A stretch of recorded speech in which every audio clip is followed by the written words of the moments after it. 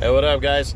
Coming to you this morning with a what's next, and this one we're going to feature former world title challenger Joe Smith Jr. of the United States. Joe Smith on Saturday, January 11th, he headlined an ESPN card when he took on Jesse Hart. Joe Smith actually came in the underdog in this one, as Hart was fighting in his backyard, and Hart's been on a little bit of a roll, but Joe Smith, it was a pretty even matchup going in. I really thought stylistically Joe Smith's style could give Hart some problems. I picked Hart to win the fight, but Joe Smith's aggression and his power shots were just too much for Jesse Hart. He hurt him, put him down, and just pressed him pretty much the whole fight. It ended up going the full 10 rounds, but Joe Smith walked away with a surprising split decision in a fight that really didn't seem that close. They scored it. One judge gave the fight to Jesse Hart, surprisingly. But either way, the right guy walked away with the victory, which was Joe Smith, and now he has thrown himself into the top 10 at light heavyweight. So as of right now, I got him at number 10. I'm going to have him ranked at number 10 at light heavyweight, basically taking Jesse Hart's spot. So now the big question is, what's next for Joe Smith Jr.? Let's run through the top 10 and see what he could be doing. First up is Arthur Beterbiev, the undefeated. At number 1 is Arthur Beterbiev, the undefeated IBF and WBC champion. I don't think this fight happens next. Arthur Beterbiev has a mandatory due at the end of March against Meng Fanlong.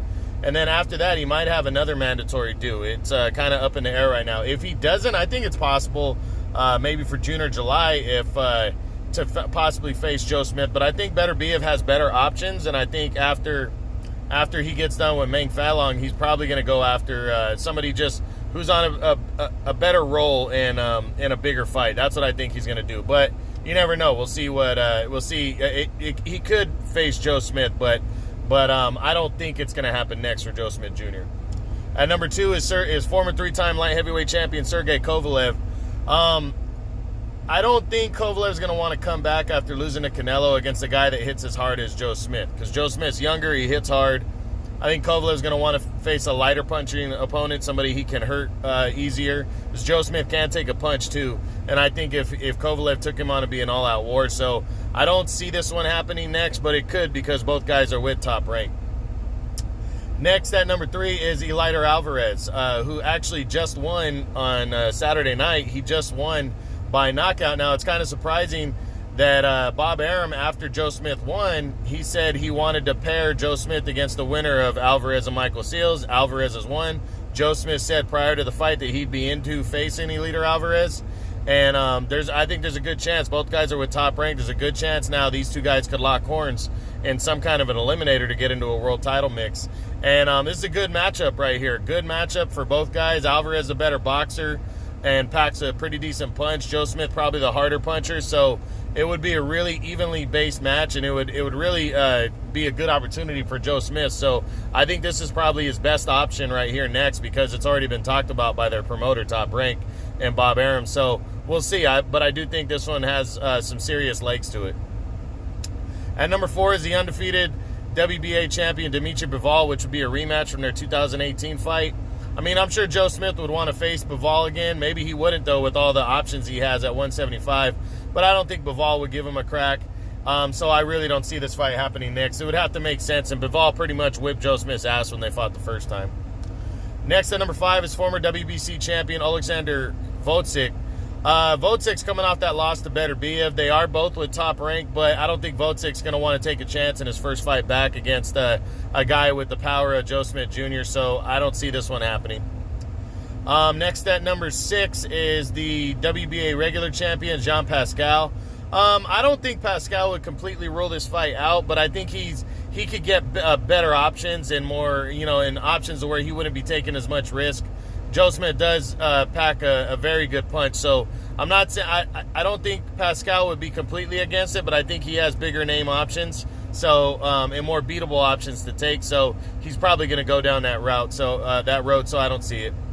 Next at number 7 is Marcus Brown. Marcus Brown's promoted by the PBC. Joe Smith's, I don't know if he's officially with Top Rank, but he's fighting under the Top Rank banner right now. So I don't see this fight happening. I think Marcus Brown his first fight back, he's not going to want to take a risk like Joe Smith. And again, you have to have these two guys, the promoters, work out a deal, and I don't see it. Next at number 8 is former two-division world champion Badu Jack. This is another one. I just don't see him crossing over Mayweather Promotions and working with Top Rank. I can't see it. So I'm gonna say no to this one. Number 9 is the undefeated Gilberto Ramirez, who is actually in line to fight for the vacant WBO title next. If somehow Joe Smith got bumped to fight for the vacant title, I could see it. But other than that, I don't see this fight happening next for Joe Smith. I don't think he's far enough up to fight. But he did beat Jesse Hart, who was ranked highest next in the WBO. So if the WBO re-ranks their contenders, Joe Smith could move up to number 2 into that spot, and then that fight would be possible, and I could see it happening for sure. So we got to wait and see. And then I'll throw Jesse Hart as a possible rematch. I don't think he wants anything to do with Joe Smith in a rematch. Joe Smith pretty much beat him up and beat him, and yeah, I don't see this one happening. So Joe Smith, though, big win over Jesse Hart. He's got good opportunities coming his way. And I think he needs to jump and not try to jump too big and wait long. I think he needs to jump right on the Eliter Alvarez fight and get him in the ring within maybe by May or June at the latest. And really try to push towards a 3-fight year, because Joe Smith's a very solid fighter, but he's been inactive, and I think that has played to why he hasn't been so successful in the ring when he does actually fight. But he pulled a big win out of his hat. That definitely was the biggest win since he knocked out Bernard Hopkins a few years ago. And now he has an opportunity to keep moving up the ladder. So hopefully he gets himself into a big fight next. All right, guys, that's it. That's the What's Next on Joe Smith Jr. Hope you enjoyed it. True Boxing, you've been hit with the truth.